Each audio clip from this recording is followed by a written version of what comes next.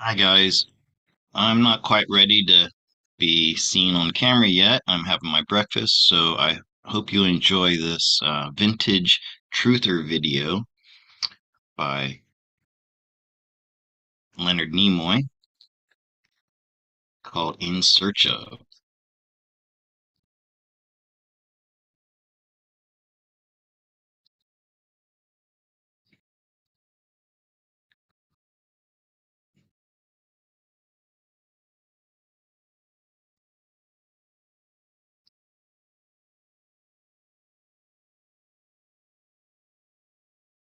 On a desolate plain near the Peruvian Andes is evidence that thousands of years ago, man may have known how to fly.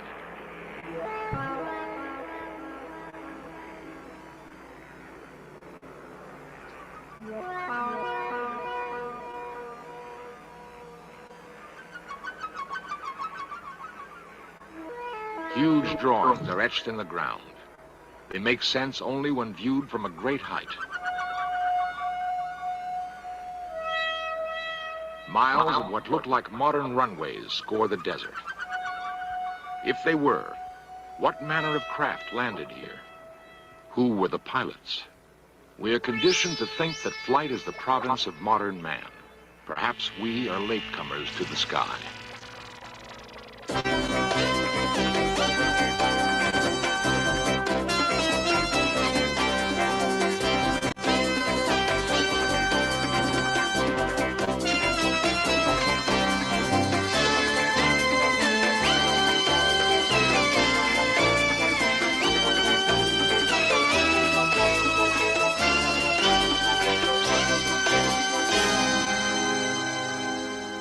To this day, the lines at Nazca have not been fully explained.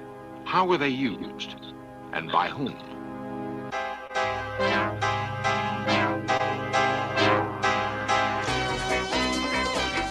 This series presents information based in part on theory and conjecture. The producer's purpose is to suggest some possible explanations, but not necessarily the only ones, to the mysteries we will examine.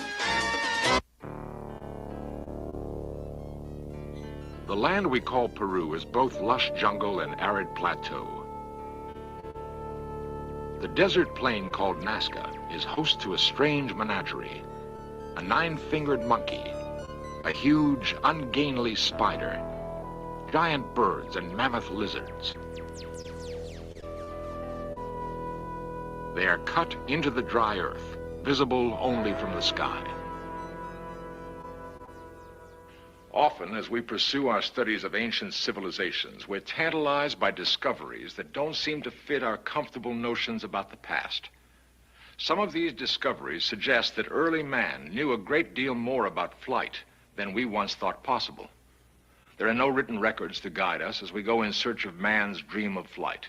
But there are remarkable clues to be found in legend and in monuments of earth and stone. Clues that suggest our remote ancestors were not strangers to the sky, that they may even have had help in realizing their dream.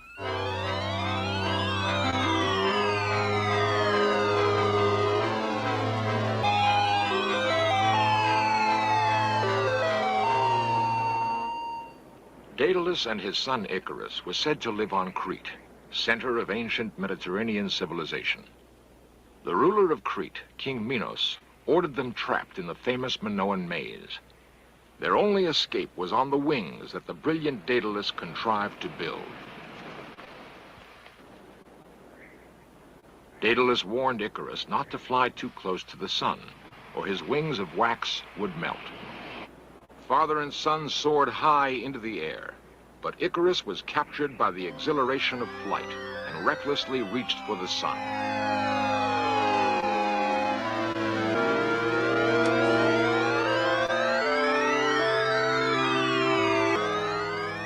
Icarus would pay dearly for his impetuous flight. His wings melted, and he plunged headlong into the Aegean Sea.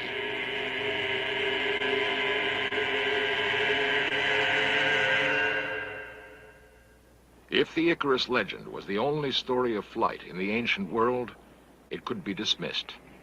But there are others. Before Leonardo was born, a structure called the Jantar Mantar was built in India. It was apparently an astronomical observatory. The complex arrangement of its architecture performed the functions of telescope and computer. With its help, the thinkers of India contemplated the stars. Ancient Indian chants contain one of the most detailed descriptions of a flying machine. The chants may have been flights of fancy, or they may have been the accounts of early journalists passing on something they had seen. In either case, the chants describe an airborne vehicle called Varana. A form of energy called Sidli made it possible for the machine to fly to distant stars. It is a curious fact that in some ways the ancient Indian observatory resembles a rocket gantry.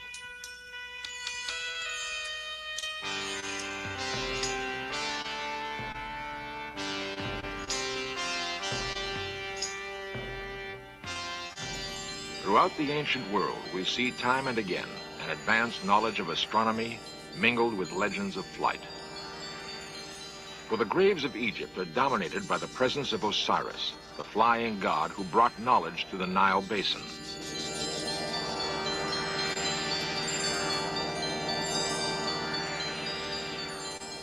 What inspired the ancient obsession with flight?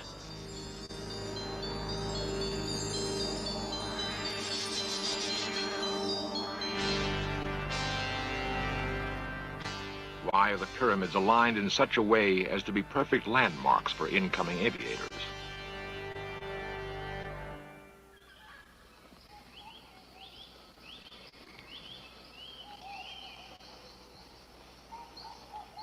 The thick jungle of Central America was once home for a remarkable people called Maya. Archaeologists believe they flourished in this region for 15 centuries. Then, quite suddenly, the Mayans vanished.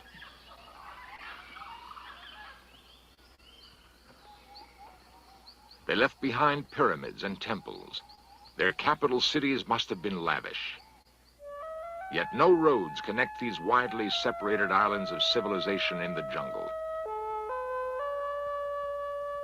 Perhaps the Mayans were familiar with the principles of flight, for there is evidence that, like other ancients, the Mayans were on intimate terms with the heavens.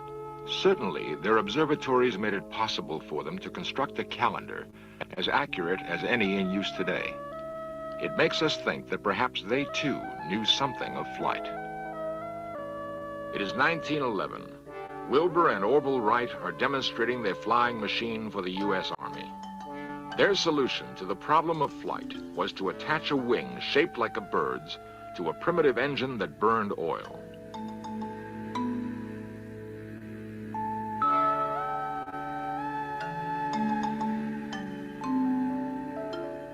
It was a solution appropriate to the dawning industrial age. But was it the only solution?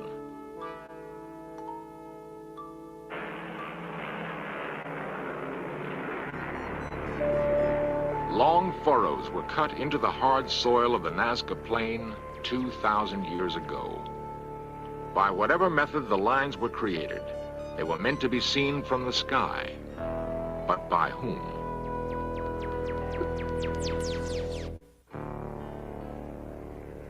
The Nazca Plain on the western shoulder of the Andes in the country we call Peru.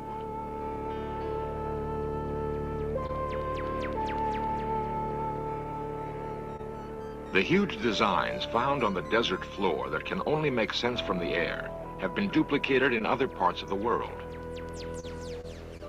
The Mojave Desert near Barstow, California. Here, an ancient man stares upward. From the ground, it is impossible to tell exactly what shape the figure has taken. How then did a primitive Indian tribe make the drawing? I got the tether. Yeah, but that's not good.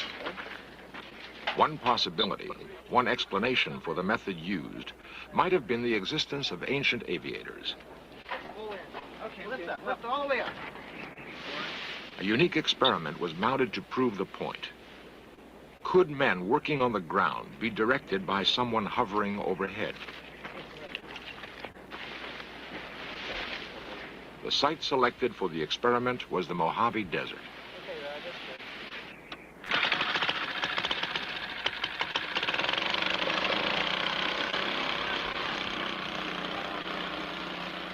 A hot air balloon was the choice for a flying platform. It is a simple device requiring only fabric and a means for heating air to make it work. In modern times, Bring him back over this way. Let's walk him back. did American Indians launch balloons? Or are there other explanations? What are you doing? Hmm? Dr. William Clulow, chief archaeologist at the University of California, Los Angeles, has spent many years studying the mythology of American Indians. One of the few important practitioners in a simple society like this is what we call the shaman. Many people would refer to it as the healer or the medicine man, but among the capacities of the shaman, we can number in many tribes the ability to take flights outside of his actual body. That is, he projects a part of his personality or his psyche outside of his body, goes beneath the earth, beneath the water, or into the heavens in order to secure some form of an intuitive statement about what is wrong in the society. And he performs healing and curing with the aid of the intuitions that he gets in these projected flights.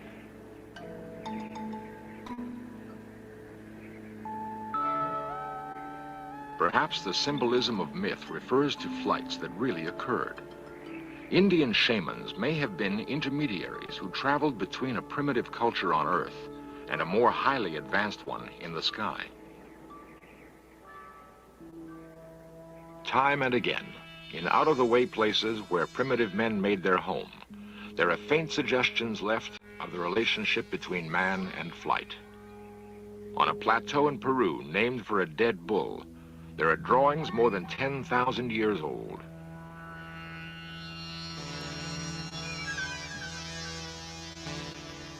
One interpretation placed on them is that they depict the ancients welcoming visitors from the sky.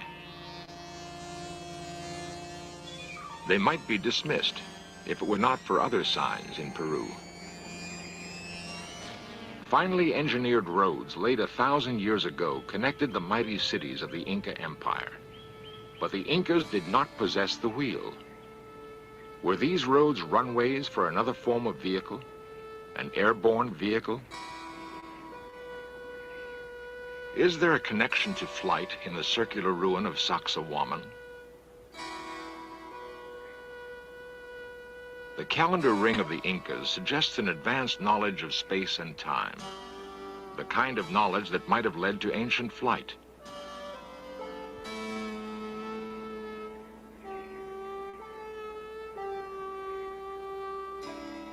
But far and away, the most convincing evidence is found elsewhere.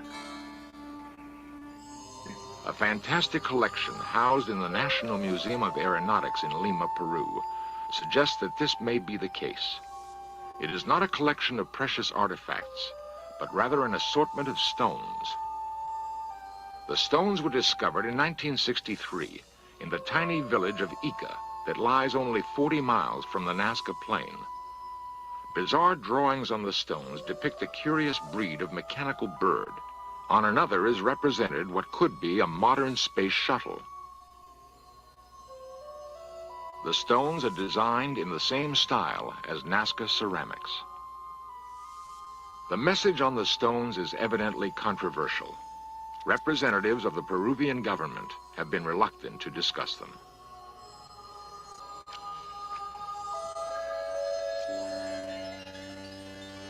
Golden icons, molded by primitive Indians in the highlands of Colombia, reinforce the notion that somewhere in man's past, the dream of flight was realized.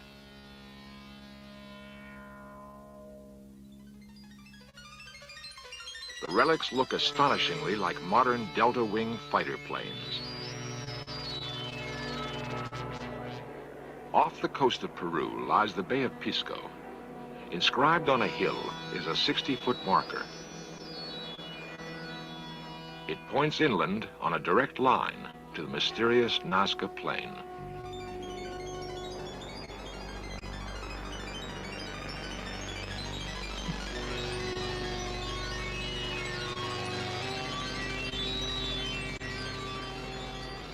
The base camp for prehistoric aviation may have been the Nazca Plain. The patterns have been laid out with great precision. Why did the ancients construct the Nazca lines? Nobody really knows. The markings were first discovered in the 1920s by a pilot flying over the plain. Since then, many have attempted to solve the mystery, with no success. For the past 30 years, a German mathematician named Maria Reich has devoted her life to solving the riddle. After nearly half a lifetime of sleeping in an adobe hut and working under a blistering sun, Reich does not know what motivated the ancient Peruvians to execute this grand design.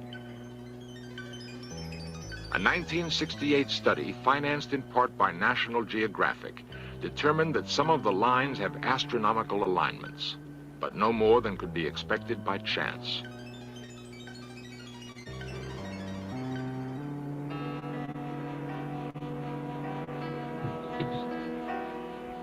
And yet, the lines seem to be pointing. Do they point the way to other outposts where ancient aviators once touched ground?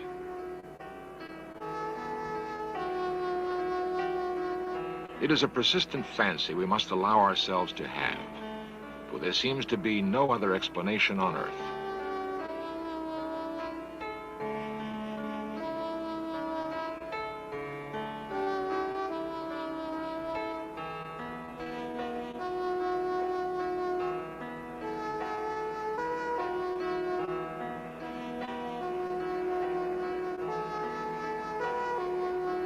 It is hard to shake the notion that here, on the plains of Nazca, there once flew ancient aviators.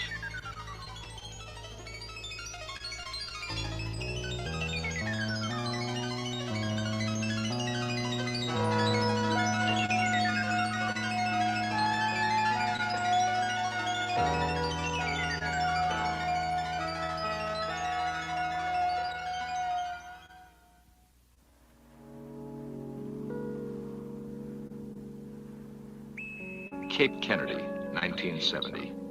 The forlorn remains of a launch pad no longer in use. Will future generations examine the ruins of our technological civilization and wonder at the purpose of such structures?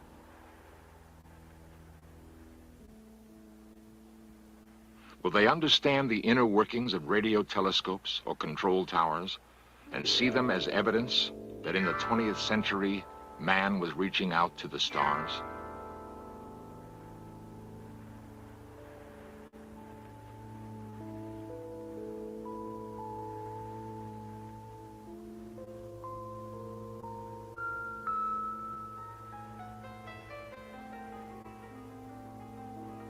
There's evidence that man has lived on this planet at least 3 million years. Were the inhabitants of other worlds idle all that time? Or were they, too, reaching for the stars, perhaps realizing their dream long before we could even speak it? And could it be that what it has taken us so long to do was merely to copy something we saw in our remote past? The answer may await us in the stars, a reunion of pupil with teacher. It's not so wild a dream.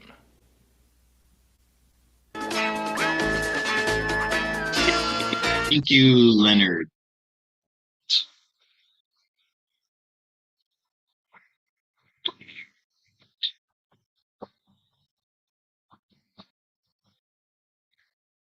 Oh, turn my camera on. Hello, everybody. I didn't have a chance to orient my camera. Get the glare off the tiger. All right, how's everybody doing out there? Welcome back to my channel, Intuitive Insights in Tarot. I'm Scott. Hope you enjoyed our vintage truther video. It's pretty amazing to watch that and to think how little we understood then, which, I mean, of course, now we're still just barely scratching the surface. But so many things from that really had me thinking back in the day. One of the things that we've learned since then, people studying the Nazca lines in that area, is that somebody noticed that the mountaintops, where the lines were they seemed artificially flat. In other words, if they looked at the other mountains around and they looked at the peaks of those mountains, and then they drew a line to the plateau, it looked as if something came in and leveled those mountaintops. I think that's pretty much been like an accepted theory. And that questions like, imagine the machinery that it took to do that, and then what did they do with the material that they removed from those mountains? So pretty fascinating stuff there. Hey Matthew, how you doing? Debbie, Murray, Sima, Colleen. Thank you guys for being here. There's 29 of you in the chat right now. I want to thank you for being here. To that person who's using their 12-year-old daughter's YouTube channel, Chew Bunny, to troll me, shame on you. Teaching your children to hate like that. It's awful. But I know that 98% of you are wonderful, lovely people. And you know, we need those trolls. They keep us on our toes. So it's okay. I appreciate you as well. You know who you are. Okay. So I want to mention that I still have slots available for my discounted price this month. My tarot card reading sessions, it's an hour and a half. Normally, I charge $75, which in itself is a bargain. I mean, if you look at what other tarot readers charge, and I don't do that because I undervalue myself or I want to undercut anybody. It's simply because my cost of living is so low that I can do this. I would feel if I were living in Florida, where I'm from, I would probably be charging $150 for that same reading. But if I were to charge that much here, I would feel like I was gouging you. I would just be being taking advantage of you, and there would be a lot of you who that would be out of your price range. So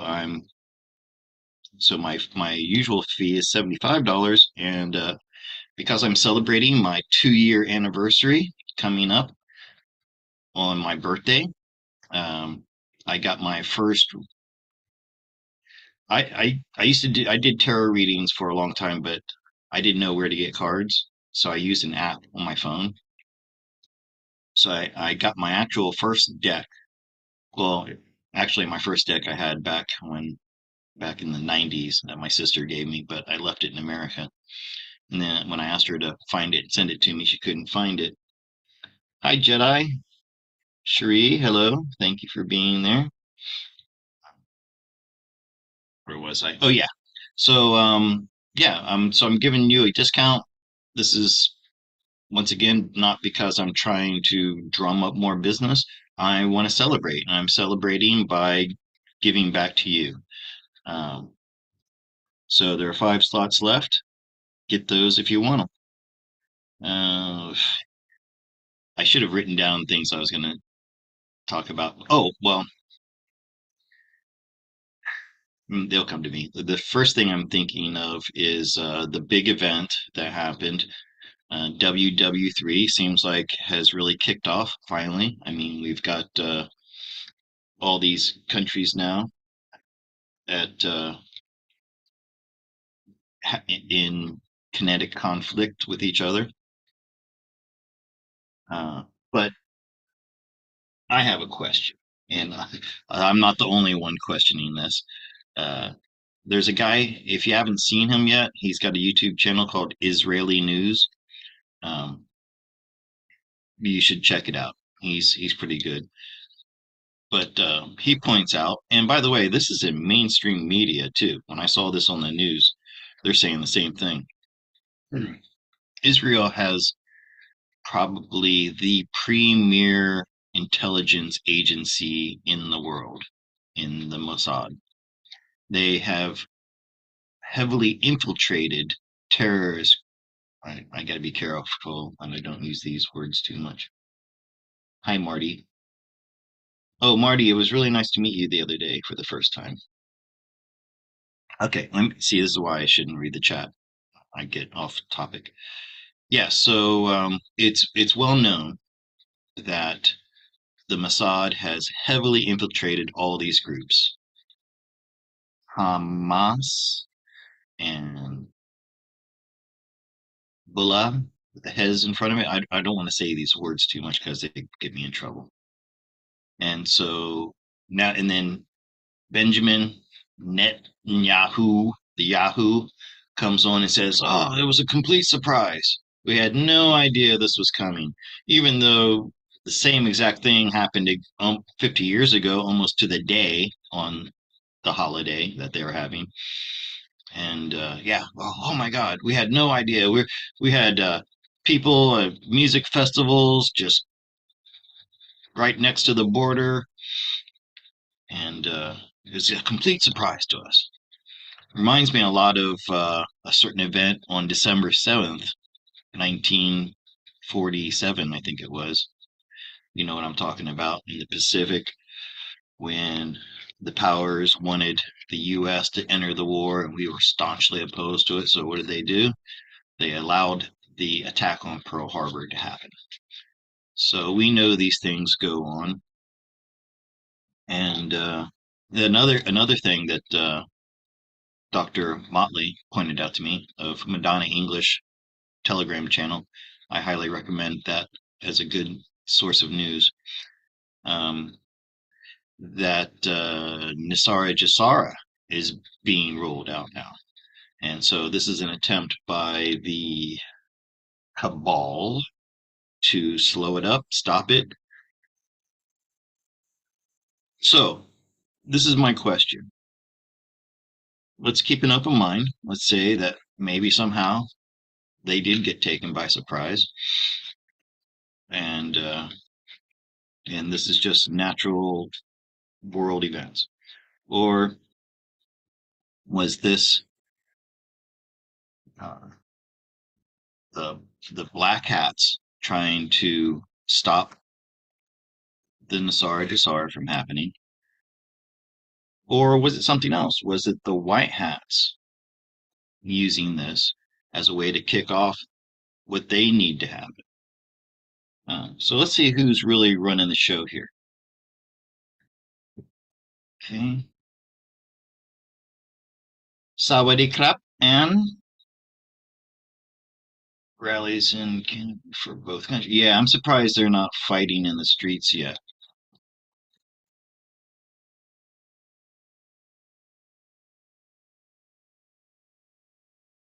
It makes no sense to take sides in these situations because both sides are being manipulated.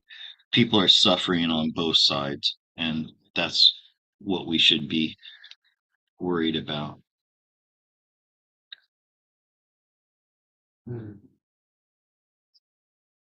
Uh-huh. Look at that, right at the top. And then you have these human pawns down here that are being manipulated because this is major arcana. This is the devil. He has everything under control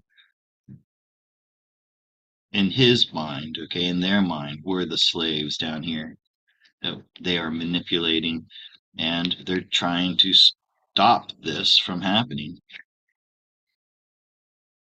High Priestess. Is she a good guy or a bad guy? Oh, look at all the pentacles down here. So this is, yeah, definitely trying to stop Nasara Jasara. This has to be some black magic that's going on here as well. You know, they become empowered. They get an energy boost from the suffering of mankind, uh, and that's part of it. Okay, so there's two things going on here. This is human. Then the word that ends with "feis" and starts with "sacra." Okay, the taking of human lives for ritualistic means. That's part of it. If you think about all the innocent people, like those kidnappings that are going on, uh, women, children, old people, some of them being used in actual rituals. Um, and then we get a yes to trying to stop. You see, this guy's holding on to money, the Nasara from coming out. So that's a big yes. And I don't see any alliance cards here. So I'm sure they weren't taken by surprise, but unfortunately, I think this type of thing needs to happen. I don't know if they had the power to stop it. Probably not. But that's what it was. That's why it happened. Okay, was to stop the rollout of the new financial system.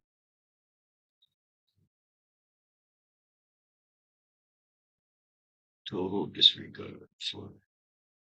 What is interesting is she absolutely had. I don't know, Jedi, what you're talking about.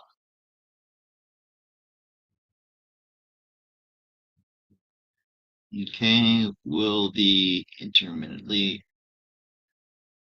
this be intermittently successful? Stop the, oh, okay. Oh, yeah, that's a good question.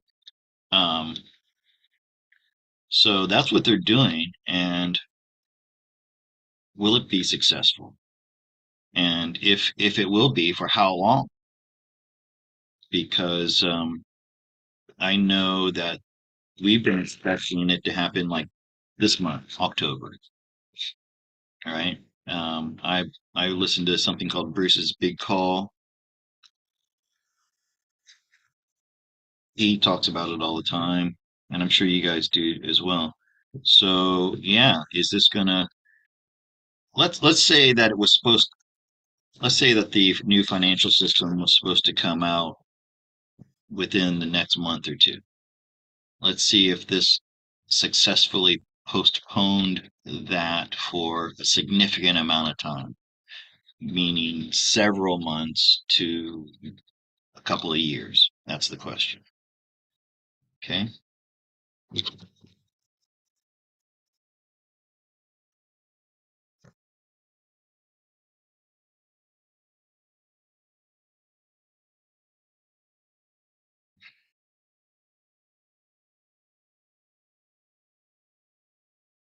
Oh, wow. The sun.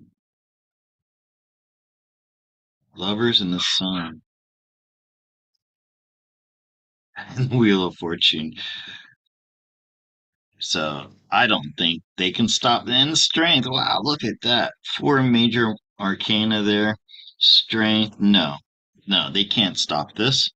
They can't stop this.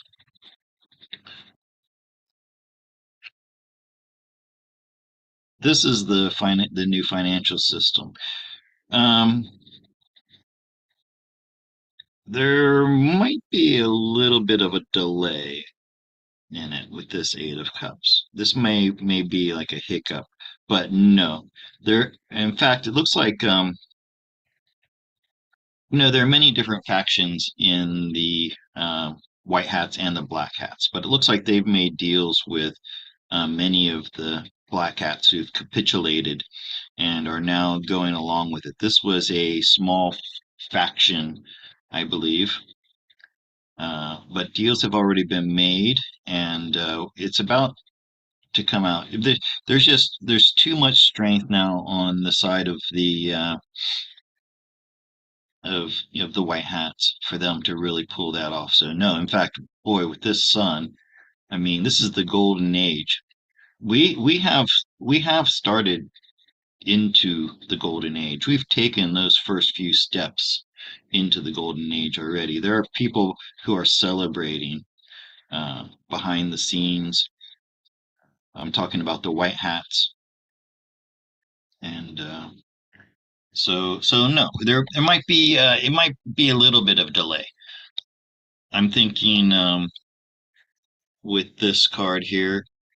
They may have lost something that they have to then get back. So if it was to begin this month, it's possible that we won't see it now this month, and maybe it'll be more of a end of the year type of thing. Okay. Now, guys, I appreciate you all being here, and I am happy to answer your questions, and you don't need to pay. However, I haven't yet reached my threshold this month of $100 for to get paid from YouTube.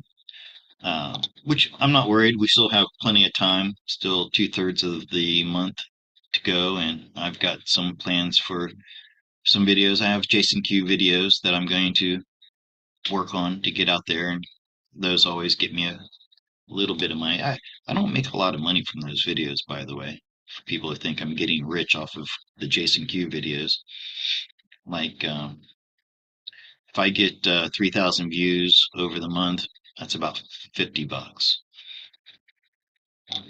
Okay, so that's right, Marcy. Nothing can stop what's coming. Hi, Bonnie.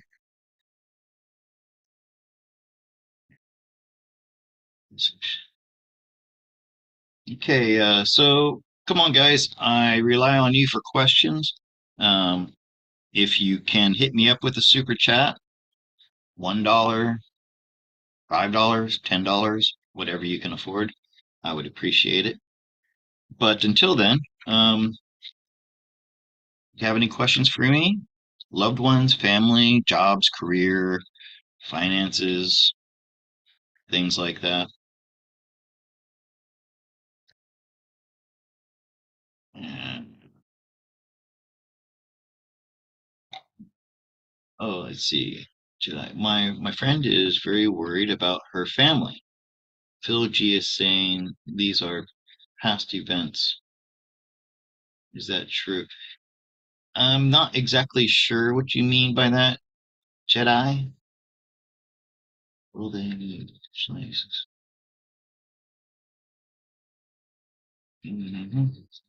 My friend is very worried about her family. I don't see how those two things are connected.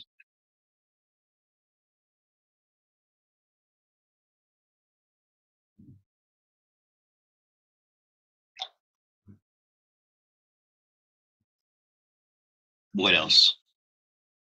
What else is going on?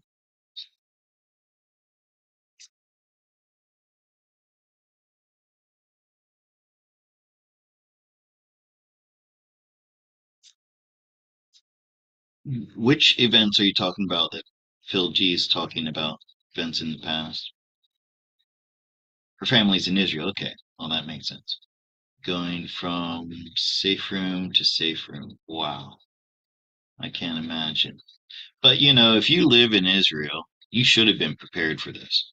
I mean, you should have had an underground bunker, tons of weapons, food supplies, because we've known this is coming to them for a very long time.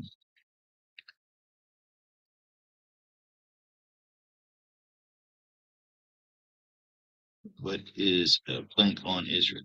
I'm not Jedi. I can't read that, but Jedi, I'm going to do this for your friend's family.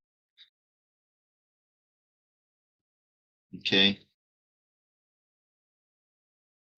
So real quick, since I got it in there, got the question in there. For your friend's family, Jedi, you can pass this on to her. Going from safe house to safe house. Are they Americans? They should be getting all the Americans out of there now. A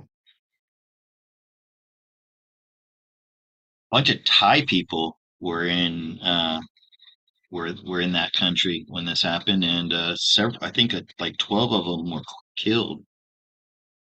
Imagine these poor Thai people that were just trying to earn some extra money to bring home. But then again, I told my wife, said if they should have known better to be in that country at this time.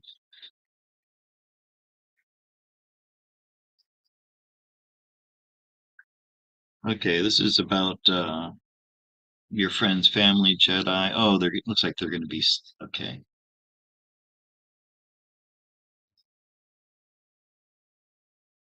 So they're hunkered down here.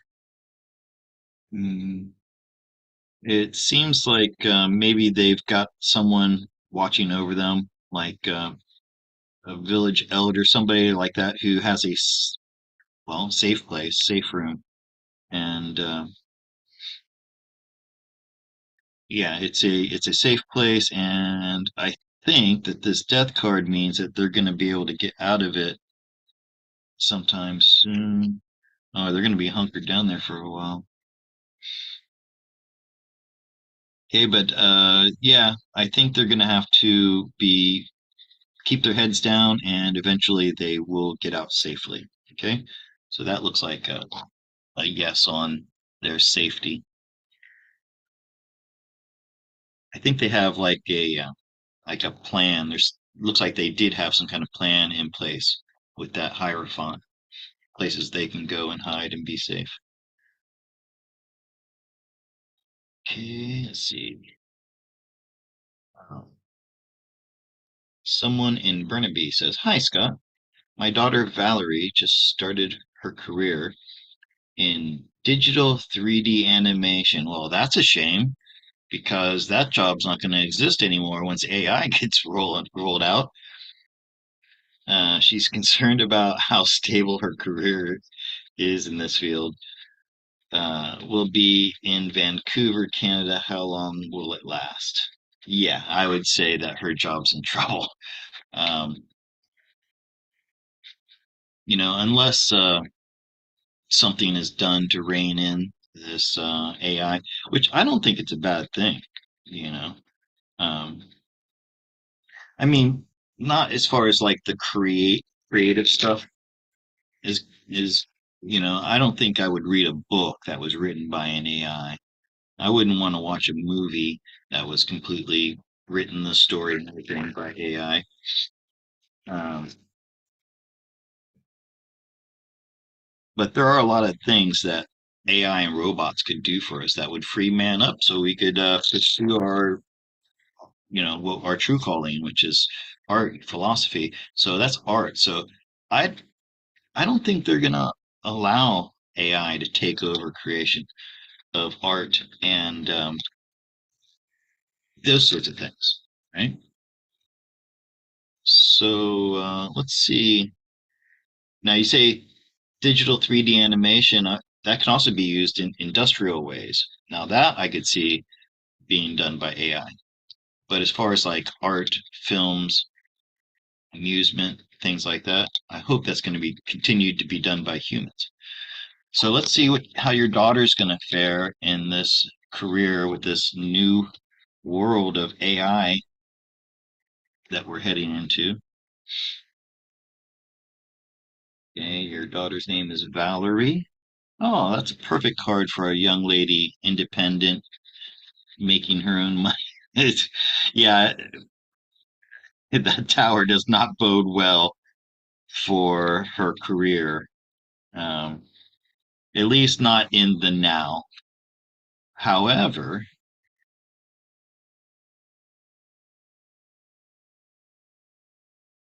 however, um, I think there's going to be a pushback on the AI created um,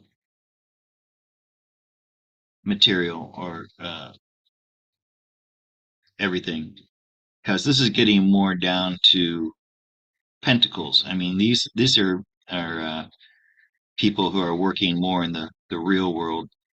But what's going to have to happen is there needs to be time for people to see that AI art just doesn't have the same uh, like soul in it that human art has. So let's see how things are going to pan out. Trust in the future. This is like, I believe this is once we get through this period of AIs battling out against human workers, because in the golden age, I think this is what we're seeing here. We're going to have like a reset, and we're going to get back to uh, humans doing things more on a in an organic way, more in line with nature. Okay, so so yes, there might be she might have some trouble in the short term, but in the long term, I think well, I don't even think we can imagine what the future is going to look like with the new technologies that come out. All right, guys. Hey, thank you very much. Bonnie, your daughter's relationship continued to be successful. Okay. Thank you for that. $5. That's 10% there, what I need to to get paid this month from YouTube. I appreciate you very much. Okay, bye, Jedi. Thank you for being here. I continue to be successful. I sure hope so. Okay, this is for Bonnie Lucas. Bonnie, your name sounds very, very familiar to me.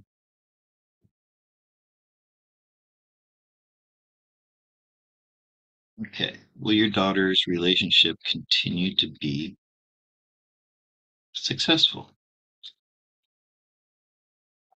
See if there are going to be any children involved, too. Keep an eye out for that. That is, if she hasn't already had children in this relationship. So this is for Bonnie's daughter. Oh, look at that. Are you sure she's not pregnant right now? She's coming up as the Empress. The Empress is wearing her maternity gown covered in pomegranates. That's that's a possibility that she either is pregnant now, like just recently, or she's trying to get pregnant. And there's the child. I think she's pregnant. uh, hmm. Lovers. Wow. So right now things are looking great. There might have been some trouble in the past. Oh, this is wonderful. With the lovers and then the outcome being temperance, this is two people coming together, completing each other. Together they form a synthesis that is much stronger, much, much better than either one of them could be on their own. Then we have the another mother card under the Empress and more children.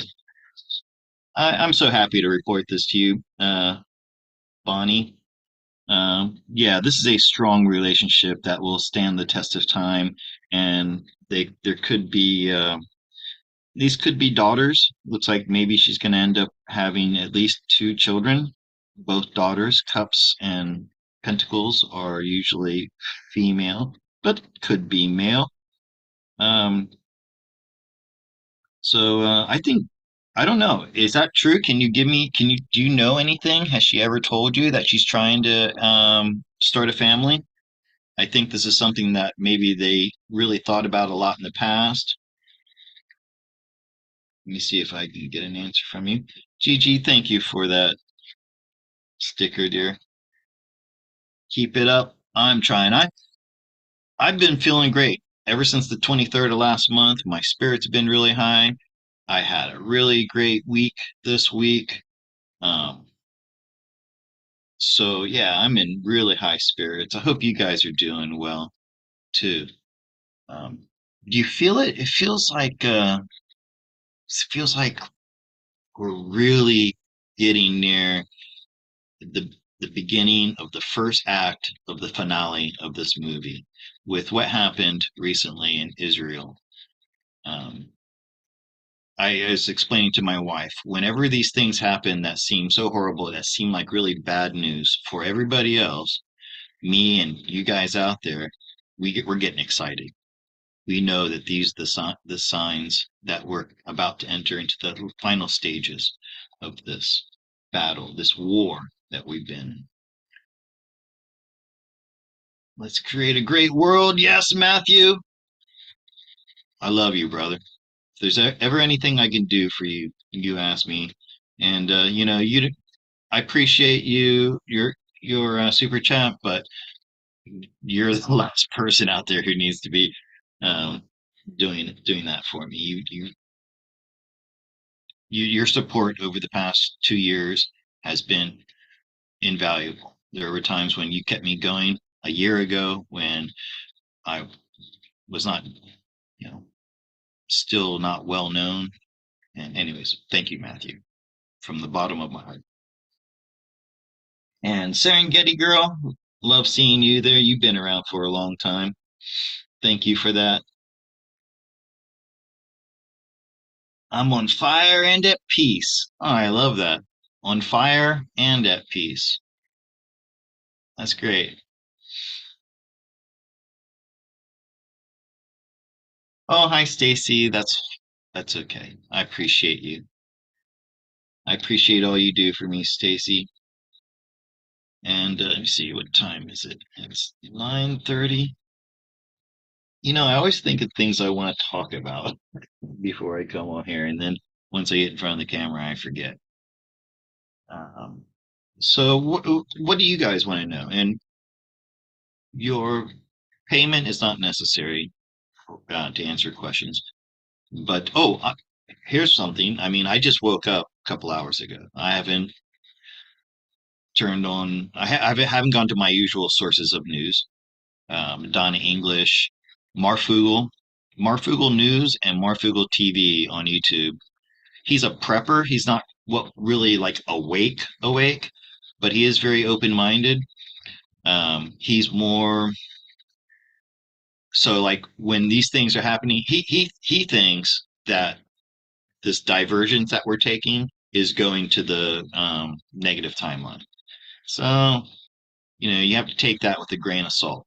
However, he's very good at analyzing news. He's very good at finding news and putting things out that other people miss that's not on mainstream media.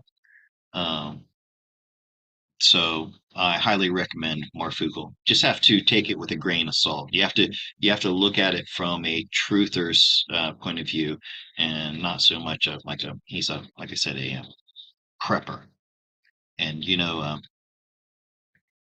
I remember 20 years ago, some of my friends in the Seventh-day Adventist Church were preppers, buying property in remote places, building bunkers, and arming themselves with weapons.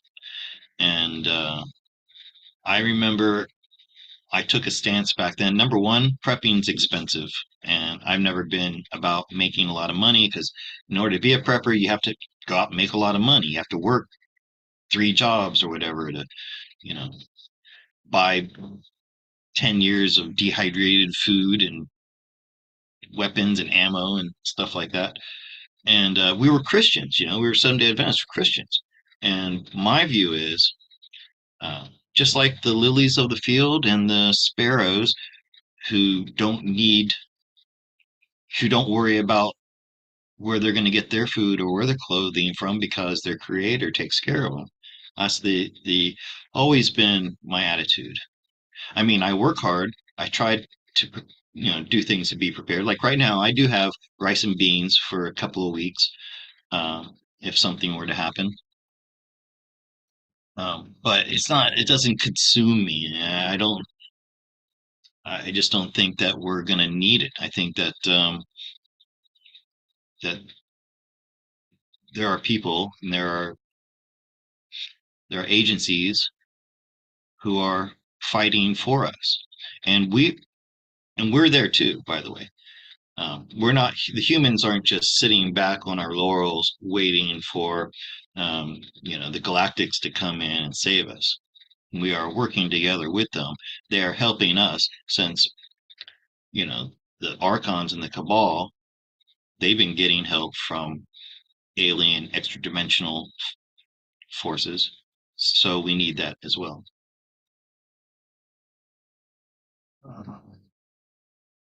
Okay, BJ, where is my relationship going with this guy I'm interested in?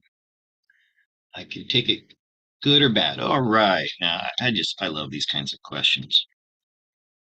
Let me give you a good shuffle here, BJ. Once again, I know you, BJ, from somewhere. Maybe maybe you've had a reading with me before. Yes, Morfugal. He's got two channels, Morfugal News and Morfugal TV. And I like Adam. He's a funny guy.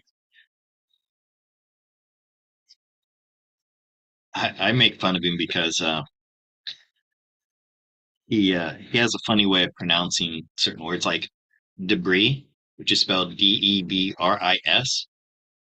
He always reads it as debris. And I mean, I wouldn't say I was trolling him, but I was kind of ribbing him a bit. I'd send a message like, I'd spell it out phonetically. It's debris. Okay, please stop saying debris.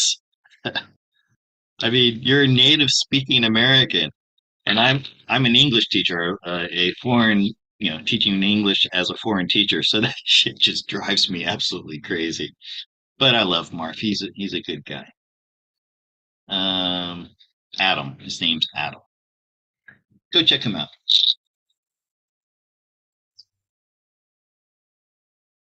Okay, so Stacy, thank you. Oh wait, no, I want to do this one. I'm gonna thank you, Stacy. I'll get your question. Where's my relationship going? This is for BJ. I can take it good or bad. All right. So let's see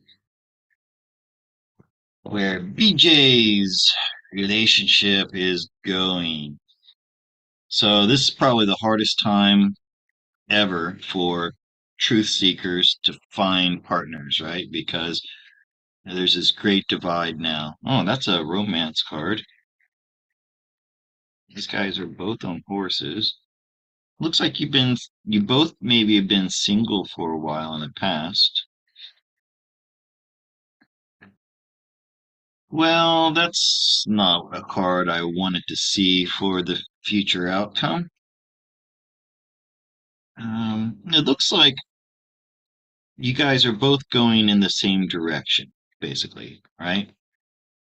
Each of these cards, this is you and this is him. Each of these cards are their own horses. You know what? This guy might think a little bit too highly of himself. He loves attention. Um, and maybe that's because he's got some money and he thinks very highly of himself. And yeah, this Knight of Cups, yeah, he is coming with romantic intentions, but like you said, you could take it good or bad. That's the way the Knight of Cups is. Um,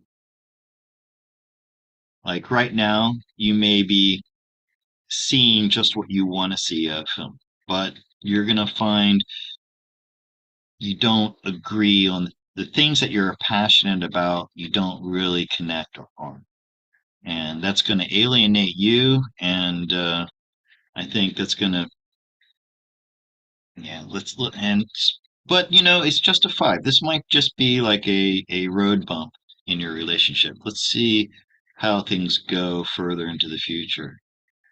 Now that could be good or bad depending on what comes up next. So yeah, no, you're gonna have some heartbreak because of this. If you try to, if you once you hit this speed bump and then if you try to continue to work things out, I think it's only going to be uh bring sadness and you'll end up single. Okay. Now don't let this be the end all. Okay. Um, that's just the way things are looking right now. Who knows what could change in the future? And because I don't want, I wouldn't want you to possibly miss out on someone who's good for you. So just keep this in mind. If if at some point in the near future you find yourself arguing over, and these are things that you're passionate about, okay? Could be politics, could be truth or stuff, but wands are passion. And if you can't find common ground here, well, maybe you can. Maybe you can work this out. Um, so you know, don't just give up on a relationship because anybody told you something about the future. Okay. Oh, thank you, AK. Let me see. Let me go back and make sure I didn't miss anything. If I missed somebody's question or something, Stacy, you're monitoring the chat. You could telegram me and tell me if I should be paying attention to something that I missed. Okay. All right. Sima, what does it mean to have braided souls? Oh, I've never heard that expression, but I think I understand what it means. A spiritual teacher told me that I have three souls braided together since birth. That's right. Um, let's see if I can share screen, show you something. And I have Honey's permission to use this art. So don't attack me and tell me I'm stealing stuff from Honey. Honey and I think along the same lines, and I just like her art. So here we go. So from the Oversoul, and this is the pure spirit of God, right? We we condense down into higher selves. And you see all these strands coming off from the higher self here. It's possible for these strands to get interwoven together to create the one human that you are here. Okay. Also, it's possible for these strands to go off in these other tangents simultaneously. So you could be, and these could be like more advanced beings, like galactics or extra dimensional beings. And that's where you go a lot of the times when you dream. You're seeing things from these other perspectives. But it's possible for three of these uh, soul splinters that are coming off the higher self to get entwined and be living simultaneously in a single body. Okay, I hope that answered your question.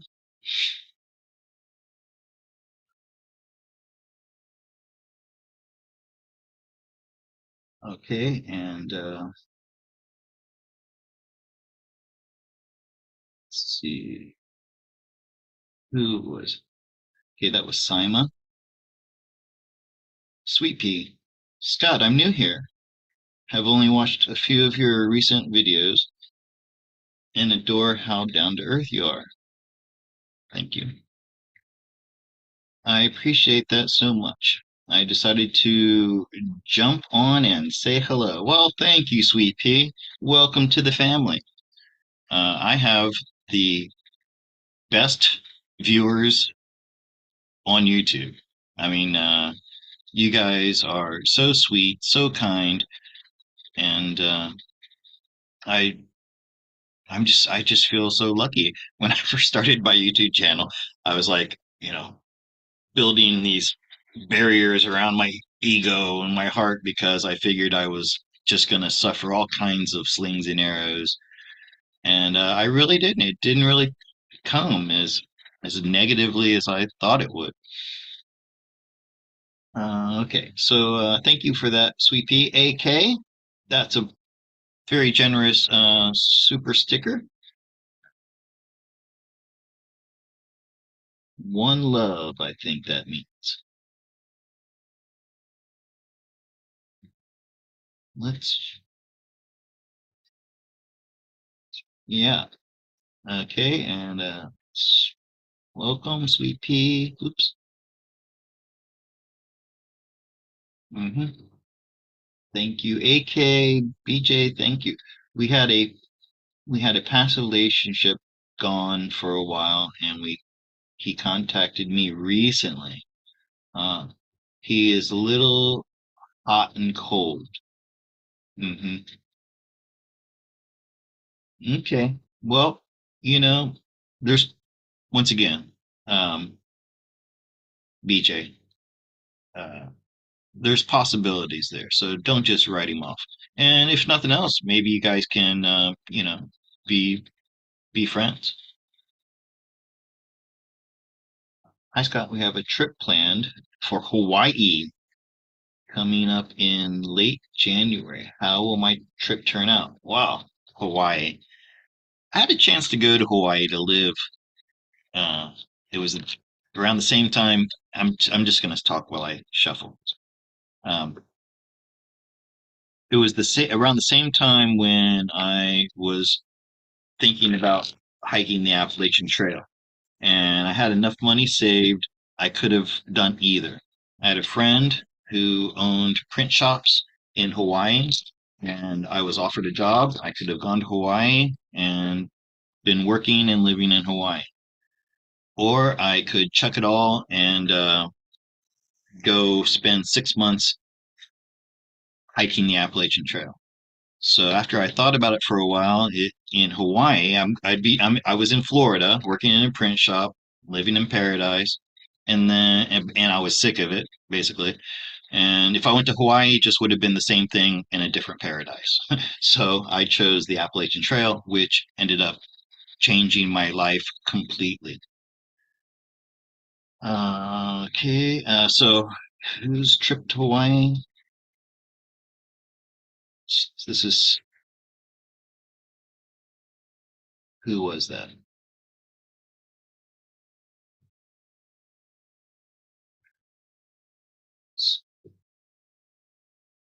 Oh, oh, Stacy. Yep. Sorry, Stacy. Yeah, I had a falling out with a friend. Okay, I'll get back to the Hawaii one in just a minute. Okay, we got time. I had a falling out with a friend. Can you check to see how the situation and friendship will go?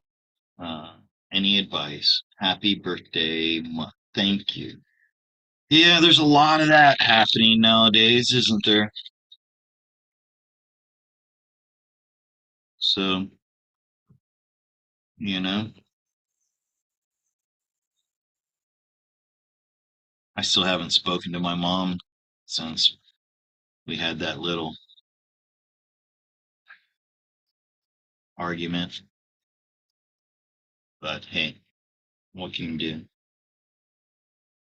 I don't know what to say to her now. Okay, Stacy, for you and your friend, and see how your relationship is, and will you be able to mend it, or is it done forever?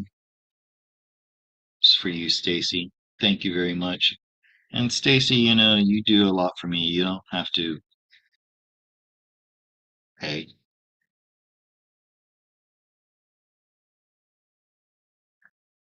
Hmm. Oh, that double in the middle. Okay, so but this is just right now.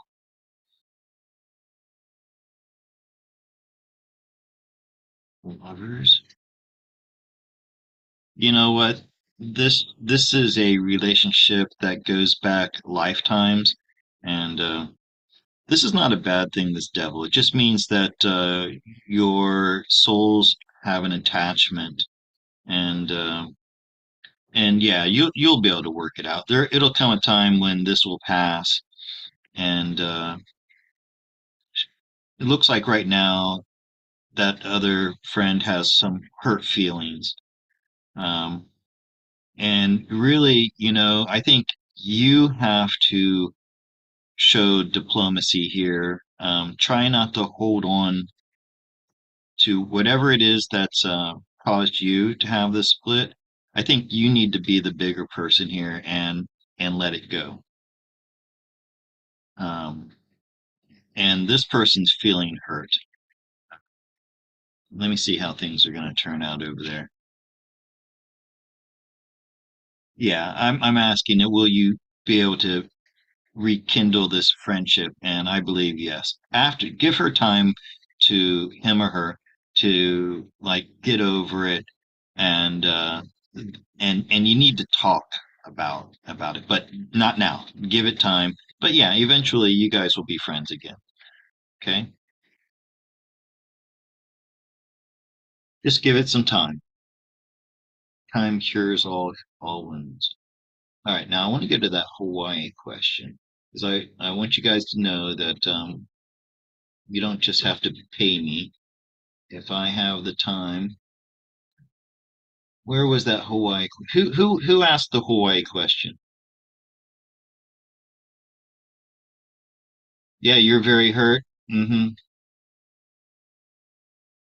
Yeah, I'm sure that goes both ways. You're welcome, Stacy. Yeah, I think that Queen of Oops, sorry. I think that Queen of Cups goes for both of you, and you're both very hurt. Scary house stuff. Marty, okay, I may not be able to get to everybody's questions, okay, guys, but I'm gonna do my best. I told somebody, where's the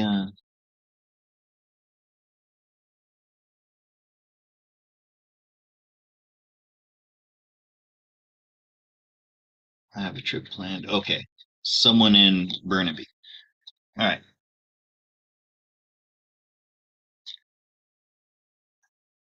So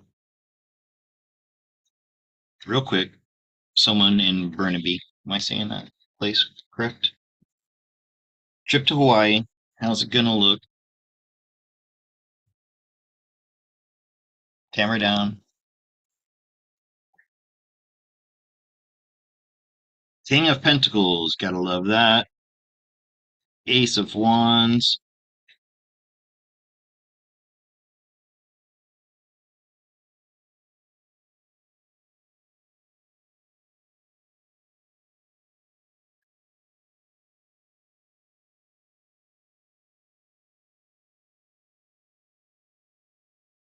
Well, I don't see any problems with your traveling part, so it looks like you're gonna be able to. Your flight will have no problems. I feel like this Empress is the island itself. You're going to the big island, I think, right? Um, and I think it'll be a good time, a good for you. Sometimes when we take vacations like this, when we get home, we feel like we need a vacation from our vacation, but it's a good in a good way, because the Empress is very welcoming, very abundant. She's very so. This is like how you're going to be welcomed to the island. The island's going to welcome you there. Um, but one bit of advice for you though is put away your electronic devices. Uh, try to not open your phone or your TV or anything while you're there, because you really need this time to recharge yourself. Um, so so yeah, this looks really good. Um, hold on a second. I want to check some notes real quick.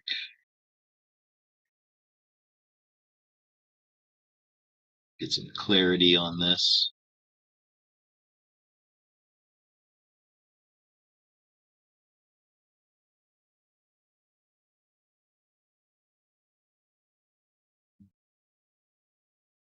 So all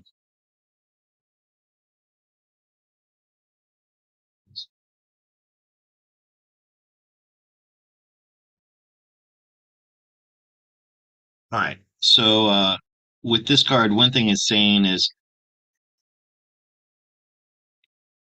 you your experience is oftentimes colored by your expectation.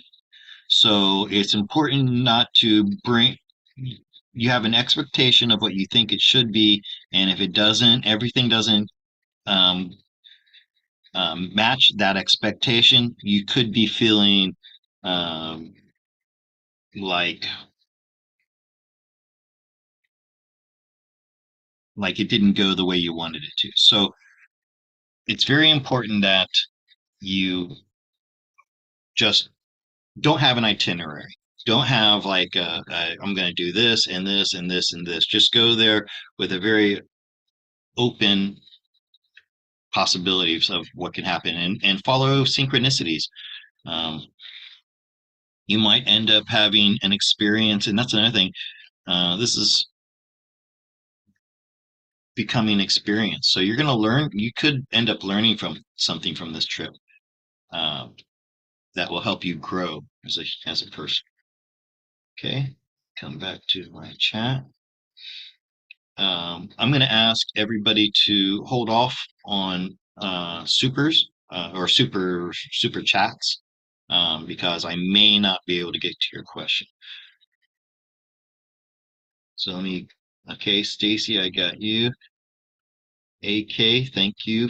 That was very generous, AK. Thank you very much.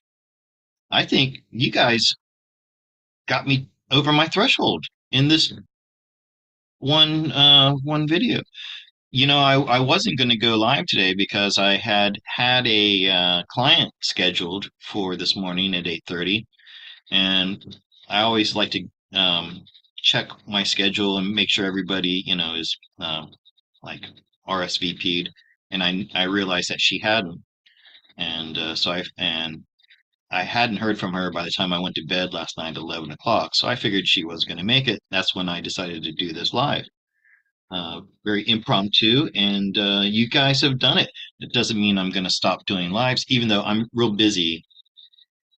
So here's the deal. If I don't have a client that day, and it's a weekday, a work day, I'll be going live, unless maybe I feel really crappy that day or something. But yeah, I think this video, you guys got me over that threshold, so I appreciate it. Gigi, you're so kind, but you've done enough, okay? Like $5, is that what a movie costs nowadays? So you've already paid for 2 movie tickets today. I think that's enough. I appreciate it. Sure, Burnaby. Enjoy your trip for recharging. Yeah, you definitely need it. Yeah, thank you. Yep, Burnaby, okay. And let's see, where are we at? I wanted to get a reading. Who's that? Diana T. Where we go one, we go all. I made it, but like, Diana, you can get that discount if you send me an email. Look in the description. atplato99 is my email, Gmail. Get me that email and I can get you into a slot. I'll save one for you. How's that?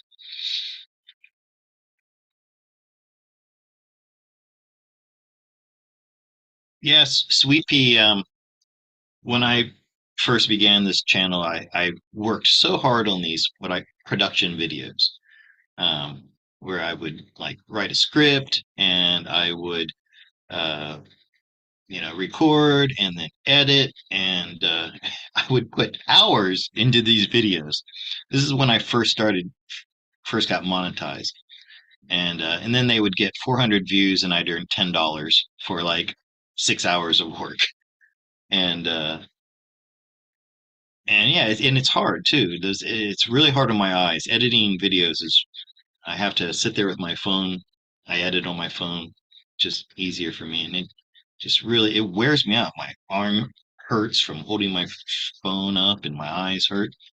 So these live videos, the only thing with lives are I have to be really careful about what I say. That something might get me, community strike. Okay, Diana. So I hope to see you in my email inbox. Diana, um, Janine Morgeau has tarot lessons. It's expensive, but I recommend her above anybody else. Okay. Thank you, AK. Love my lives. I want to welcome. Yeah, I I I dabbled in tarot for 30 years, something like that. Started in the 90s. Very first time I ever did a spread for somebody was my sister's girlfriend. So I had been playing with the tarot deck and learning it, and I had a little booklet that I would have to open up to read. And this friend of my sister's was over at the house, and I said, "Hey, can I give you a reading?" She's like, "Yeah, sure." So back then I used the Celtic cross, which is really hard and complicated, but I remember telling her, "Oh, there's somebody at your work who's jealous of you and causing problems for you and things like that." And she was like, "How do you know that?" And then she accused me of like stalking her. And I knew at that moment from her reaction that, wow, there's really something to this.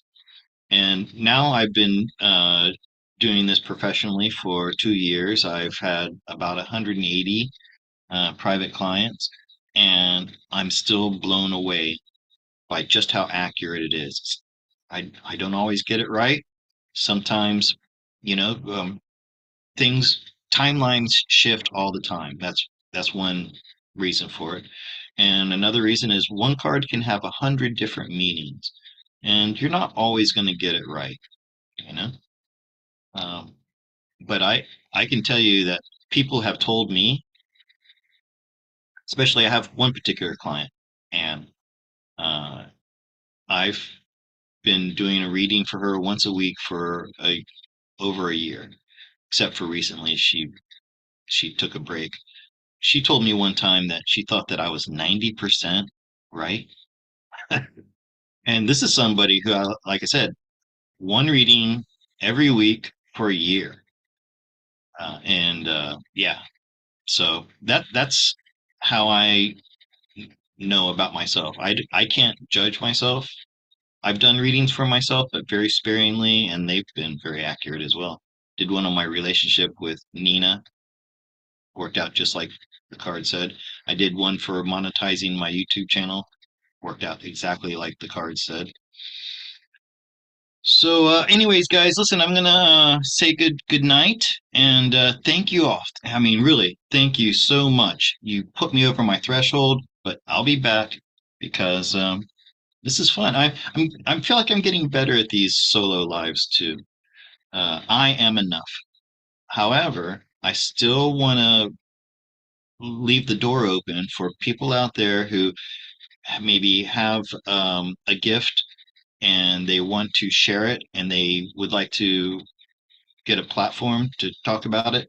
If you're a light worker, healer, clairvoyant, medium, anything like that, and you'd like to let people know about what you do and you'd like to come onto this show and tell people, send me an email and I'll try to get you in. Okay. Um, I had trying to remember a name, first name of somebody recently that, oh, she lives in Florida. What's her name? Not Jessica. Anyways, you know who you are in Sanibel Island. Sorry, I can't remember your name. All right. So, yeah, time to say goodnight. And I hope everybody has a great evening, great week. Good things are coming. Great things are coming. Amazing things are coming. Keep your vibes high. Always stay positive, even when bad things are happening to you. Remember, they happen for a good reason. Okay. There's no such thing as bad things and good things. They all work together for the better. All right. Good night, everybody. I love you all. Thank you for being here. Appreciate you.